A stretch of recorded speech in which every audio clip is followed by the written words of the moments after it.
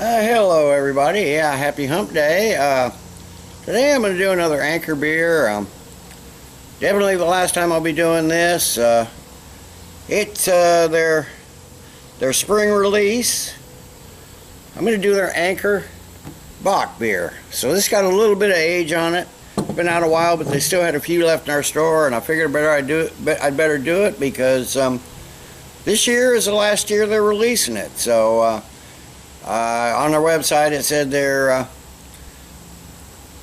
discontinuing it and gonna have some other spring releases, so figured I better get one in. I wasn't aware of that until one of my subscribers mentioned that on one of my other Anchor reviews. So anyway, what it says on the website, the dark satiny texture of Anchor Bock with its rich hints of chocolate, caramel, and roasted barley is our interpretation of the historically strong German beers that signal the coming of spring. Anchor Bock beer is brewed from a complex blend of malts and fresh whole cone hops. In the ancient Bock traditions, the dark colored craft brew is released in time for springtime celebrations. Bock beers are believed to have originated in the town of Einbeck, Germany, and traditionally feature a goat on their labels.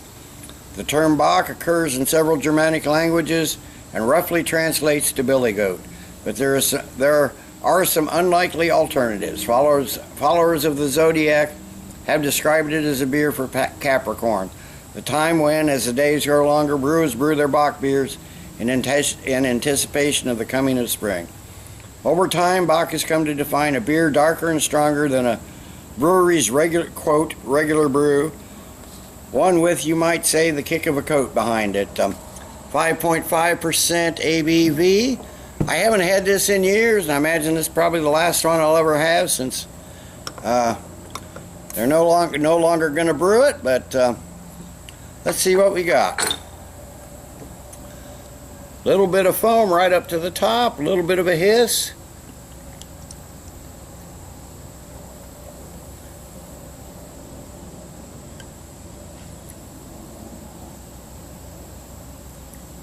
Better go easy. It looks like it's gonna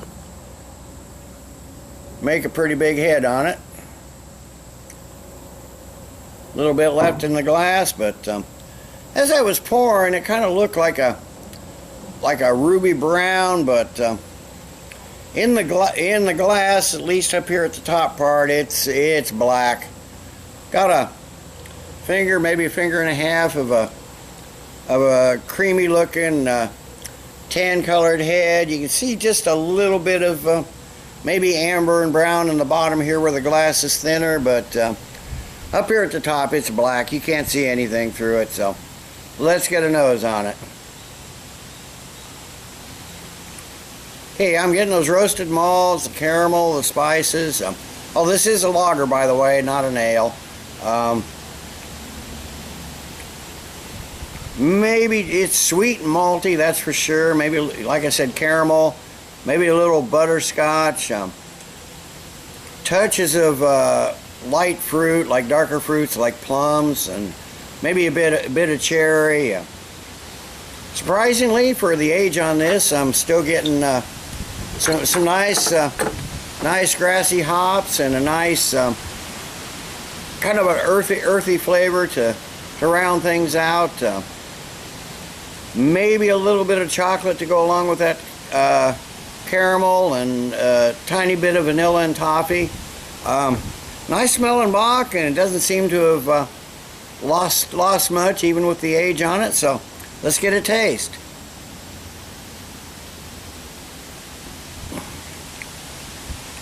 Okay, now that's nice taste, and it's real similar to the nose. Got some nice dark malts and some caramel. Not much in the way of spices, but there's some nice dark bitter roasty flavors in there, and surprisingly some herbal grassy hops still left on the finish. A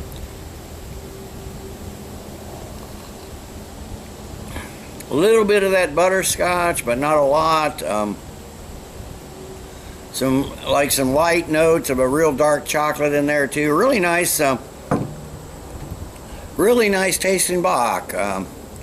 At least an American interpretation of a Bock. Seems to be just a little under medium bodied. It's nicely, lightly creamy.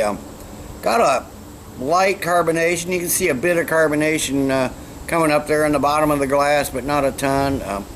Got a slightly dry finish, and that's where those herbal grassy hops kind of come in and kind of smooth it out. Not a real lingering finish for sure. It's smooth and malty in the beginning, and then just sort of fades away and ends with that light kind of lightly bitter finish. Slightly dry. The carbonation, I think the light carbonation kind of lends to that too. But so far, a nice tasting Bock. It's like I said, one I haven't had in a while, so I'd really kind of forgotten what it was like. So let me sit. I will add what little bit I couldn't get in. I'll come back in a while with the final thoughts and grade. Okay, I'm back. It's been 15 minutes or so.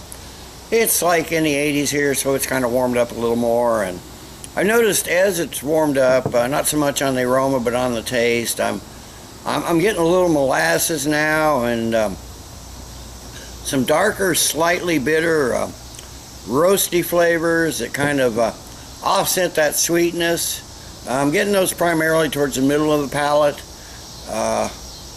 but it's still fairly sweet throughout, and with that slightly dry, bitter finish from what hops are left after these few months. But really nice. I wish I could have done it fresher, but I didn't realize it was being discontinued, so figured I better grab one while I could. Overall, this is a pretty decent Bock beer. I mean, it's still, even with this little bit of a few months of age on it, it's a decent Bock beer. I mean, I've had worse, and I've had worse lagers, that's for sure. Although it seems to almost drink more like an ale than a lager. I've noticed that on some of Anchor lagers anyway, that sometimes they're more ale-like than lager-like, but still, it's a, get out of here, bee. Still, it's an interesting take on the style. Nice beer. I don't think I could drink more than one at a time, though. I definitely wouldn't make a session beer, even at only 5.5%. I don't think I could make a session beer out of this. I think I'd pretty much have one and be on to another. But for a beer by itself, not too bad. So I'm going to give the Anchor Bock Beer, unfortunately, discontinued. At least for some people, I'm sure. I'm going to give it a good solid 8.5 out of 10. Decent drinkable Bock. A nice example of the style. Easy drinking, but not easy enough to make a session beer. So, till next time, everybody, cheers. Let's keep drinking good beers.